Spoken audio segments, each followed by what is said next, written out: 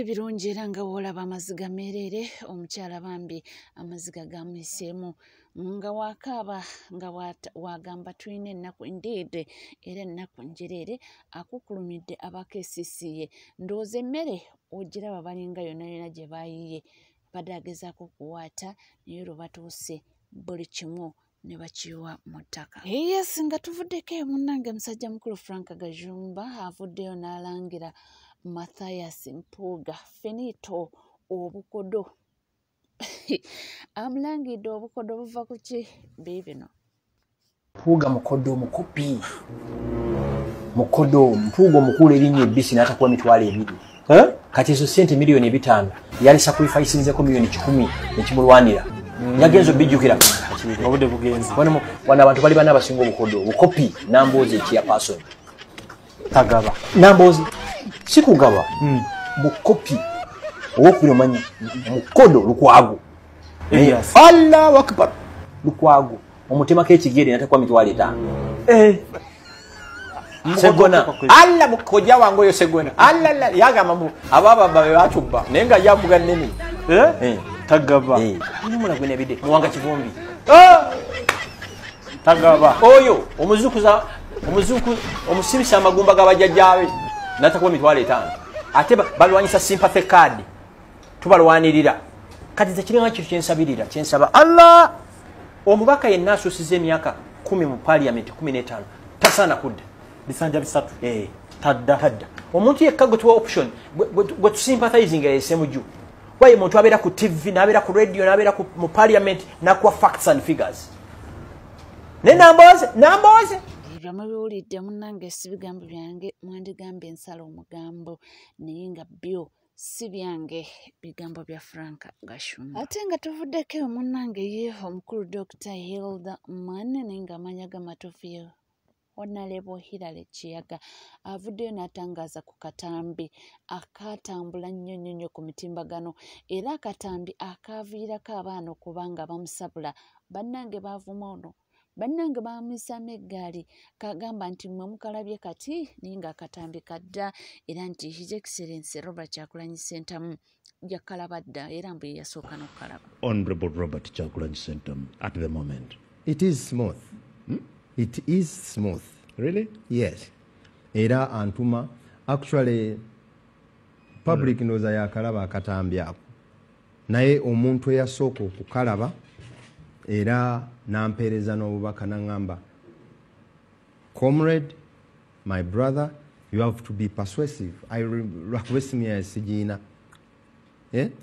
he advises me on every bit on how to handle because he is mentoring you know much as naye alina abamu mentoring naye alina aba mentoring so mwami Kyagulanyi yasooka okukalaba yes n'akakusindikira era n'akawaako feedback nangamba I want you to do A B C D E F I never repeat this A B C D E. So he was concerned and I just like I apologized on TV until I was reactionary. Do you regret those statements? Not about the statements but the emotion. The statements are factual. They stand. You want me to get out of NUP? This is our party. This is my party. And it is what I said. Well, Boganti relationship yo ni mwami Kyagulanyi. Etinta. Yes. Eryoke, fine. Yes. I've heard some people nga baganti wabadde on event or wali on event awunata kukwata na mungalo na akuleka bulesi. Did you hear about that? Yes. You heard about it? Yes, I heard about it and I saw it. Naye ndi shadow minister wa Honorable Robert Kyagulanyi Ssentamu mu president. Ndi shadow minister. Aze ku event nga ya shadow cabinet of which I'm involved. Event ya ku presenting a alternative budget ya opposition. Kakati omukolo guwedde. Ebibadde mukolo bibadde ki? We had a good moment with the president. We had photo moment with the president. Kakati secondly afuluma asanze omuntu atali wa kibiina kyaffe wa jema tannamubuuzaako amubuuzizaako. You know, my principle is we want the president, other people to enjoy him. Ffe tubeera naye. So when he gets a chance of other people enjoying him, katinga Kateregga bwe yamusanga, atenzi abeera naye, I give Kateregga the audience. That's why bolaba waliwo ka video ke batambuza. Not that naleeta omukono ne bankuba igino, no. I stayed as I was because I wanted Kateregga to enjoy his moment. And more so, nali already nabuuzizza the president nga tuli munda n'ebifaananyi tubirina. Oya basi ndowooza atangaazizza agambye nti tewaliwo mbwa yonna era buli kimu kitambula miraala nti ffe akatambi twakabuukira oba twabuukira kabuukire kubanga mbwe ebintu yali yabyogera dda era nga pulezidenti yabiraba era n'amusindikira ne message ku katambi ako n'amugayidinga. So ffe bye tulowooza mbosi w'ebityo webiri nga tuvuddeko eyo tudde ku maama ateeberezebwa kubanga yasse mwana we era ng'essaawa yakakati we twogerera omukyala ono bamuyita Mutesi Jorini yakutte omwana we ow'emyaka 2 n'amutta olw'oluvannyuma lwa kkooti okulagira omwana we bamukoleko DNA test. Mukyala munnaffe okoze bubi nnyo okubeera ng'ossa omwana wo. Kyokka abadde n'abaana 5. Ndowooza kino bakyekengera. Kooti neeragira abaana babakole DNA n'akitta. Mukama ogenda kuddawo omusaayi mukazi munnange bagenda kusiba emyaka egyo gyonna naye tolibeera na mirembe. Ate bannange mulekerawo okugamba yoyo omunyarwanda omutuufu gy'emitima gyabwe n'omuganda atta n'omusoga atta. Okutta gubanga muzimu bannange temwambaza bantu kagatto. Omukyalo oyo akutta omwana we n'amutta era kooti poliisi emubwasi. Mukwano temumusumululanga. Kyeba kusumululanga ovundira. Si malungi yadde n'akamu n'ate kisinga okwewunyisa kiri nti mbu bagenze oluvannyuma lw'omwana okubanga attibwa mu ngeri eyali tetegerekeka ate maama ne bamukwata. Kati okukwatibwa kwa maama ne bamuteeka mabega w'emitayimbwa bagenda omwana ne bamukolako DNA. Munnange results zagenze okukomawo nga ye taata w'omwana omwami ono gwabbinkana naye yali processing a divorce nga ye taata w'omwana omutuufu. Naye ndowooza lwakuba omukyala yali abaliga yatya n'alowooza nti n'ono omwana omuto tajja kubeera wa mwami ono kubanga ku baana kigambibwa nti ku baana 3 abaakolebwako DNA basanga omu yekka ye yali ow'omwami 2 nga si ba mwami. Kati wekyatuuka kw'ono omuto naye ne bagamba nti bakole DNA ndowooza omukyala n'atya ng'amanyi naye tajja kubeera wa mwami. Awo nno gye basuspectingira nti we yattira omwana naye ng'ekyana kirungi kitya. Bannange omwana nga mulungi bitya. Bannange omwana ali innocent. Katugambe omwana si wa musajja bakiri yandibaddewo kulwa omwana we. Mawulire si malungi bambi era si malungi n'akamu. Kitalo nnyo kitalo ddala eri bebi ono omuto omuto alina kyamanyi bw'atyo bwe yalugenze. Yasinga tuvuddeko eyo munnange full figure nti y'omumanyi munnange taagwako ntalo azitankula ku bbeeyi layisi yagenze n'alangira abasoga embuuza naye nga bali ekibavumya embuuza babadde badimandinga kulaba kingi waabwe kwagala kumanya ali mu mbeera ki nti mumanyi waliwo amawulire agayitingana nti yawambibwa kakati ye n'abalangira embuuza ne balyoka bambalira oyo tukire envunza bwe zaabaluma mmwe Anti era deize mudatuluma shovu bonanga tulikubanda kyabazinga nakamu kukabonera katulaga nti eri ekitali kutambula bulungi mu bwacha bazinga oba mu busoga. So kulu noteera mu kutugulira bikwaso. Okola ekifeese kyekikuyuyi koti bibere byambidi. Ola feese yetalingika koti inuma wante. Toira mu kutumanirira fa kubyewe imwebona newe mwetosobola kusituka kuvayo kulwanirira bwakabakabo. Oliawo yasamiriro tambulira matako ga Museveni. Toira mu kutwasamikiza bimwawe befulu figa.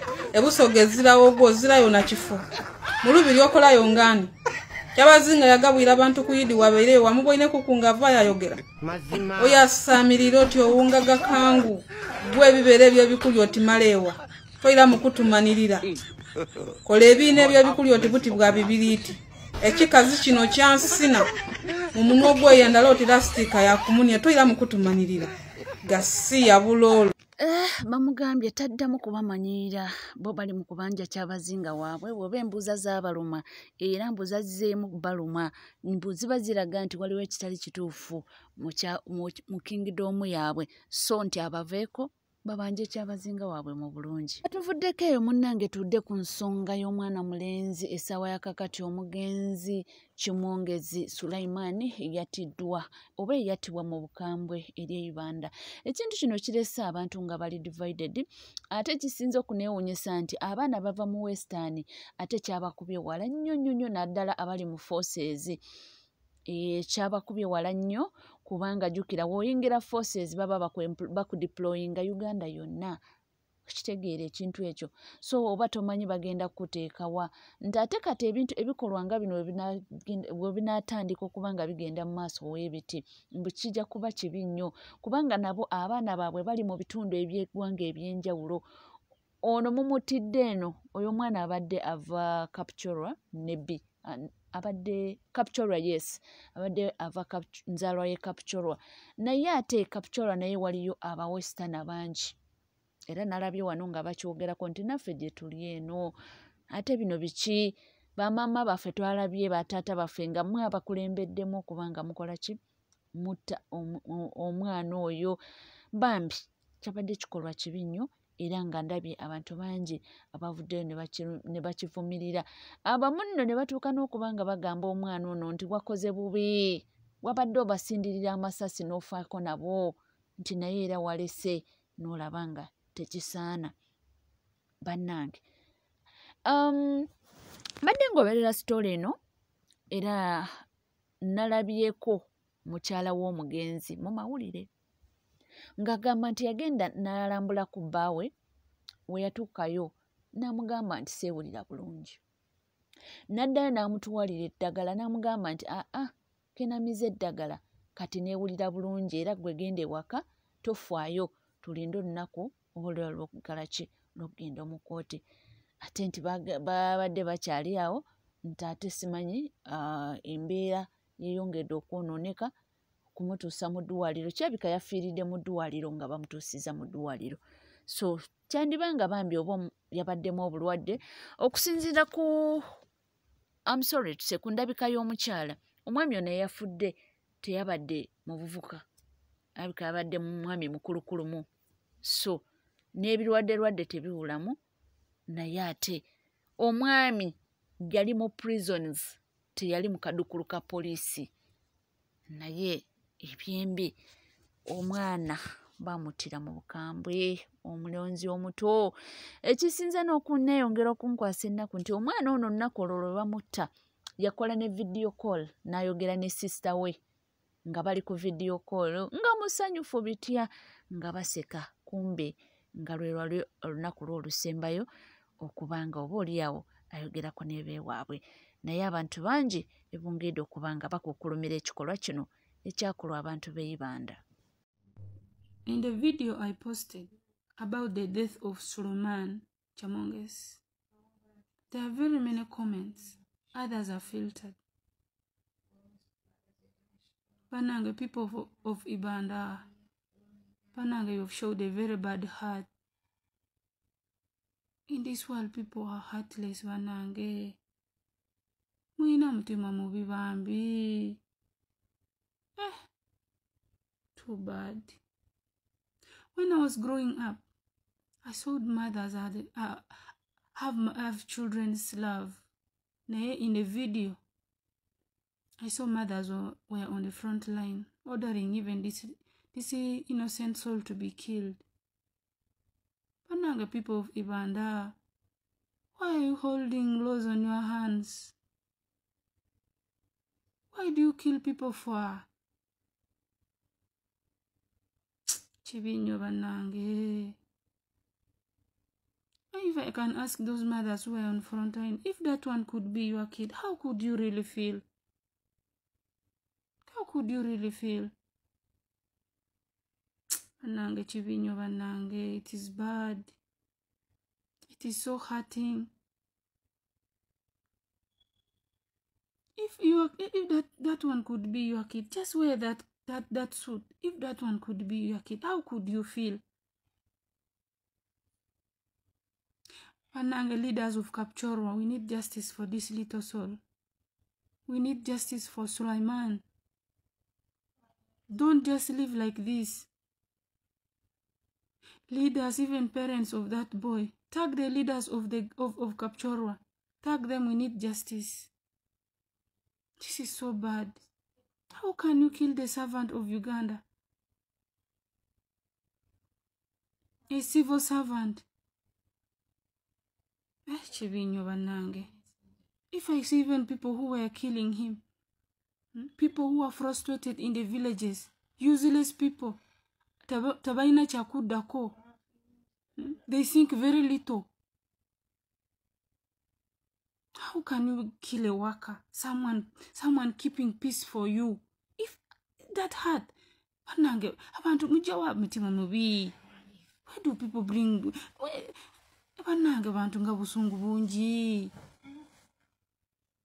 Mukama Katonda wange. Ndabye comments nyingi abamu ne batuuka n'okugamba nti ekyattisiza omwana ono lwakuba balabye yabadde siwe waabwe, nti singa yabadde ayogera olulimi lumu nabo oluusi tebandimuse. Ekirala omwana ono ndowooza era lwaki teyali yakitinza oba oli agamba kamba kubeemu amasasi, era nakyo ayinza okuba yatunulire n'agamba musajja wattu ndi mu Eastana eno si waffe, oba oli awo enaakuba amasasi kiyinza okusajjula embeera kambireke, oba oli abantu bano bajja kwekuba mu mutima baliko kunkola ebikyamu. Naye nedda bagenze bugenzi. Ekisinga okukwasa ennaku mu bintu bino byonna nti abantu abakulembeddemu okutta omwana ono babadde basajja bakulu abalina abaana abakulu, babadde bakyala bakulu be basinze okuba nga bakasuka n'amayinja.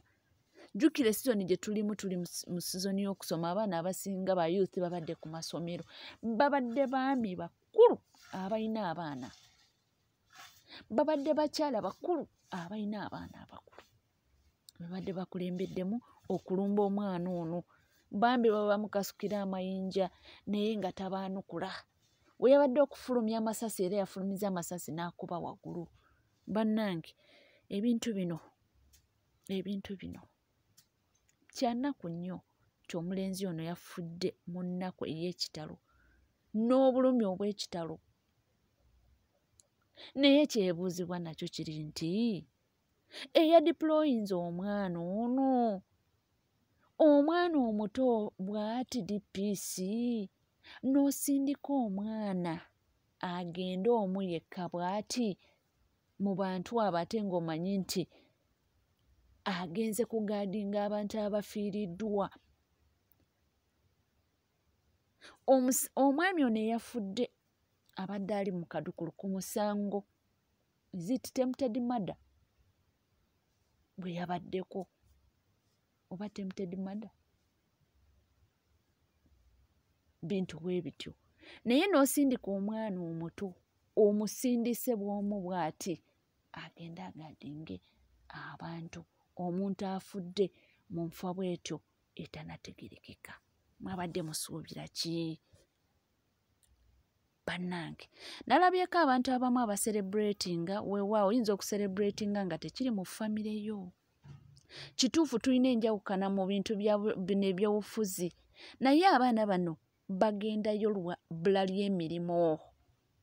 Muyinza okukkirizaganya nange, tulina abaana abajoininga forces bwabbula ly'emirimu n'agamba nga it is the only alternative eriwo kugamba kangendeyo.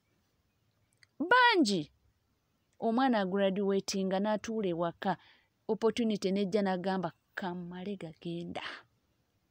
Bw'obanga kyekyo kyokka ekiyinza okuba nga kintaasa okubeererawo famire yange etobye nnyo okuba nga nsoma ne mmala.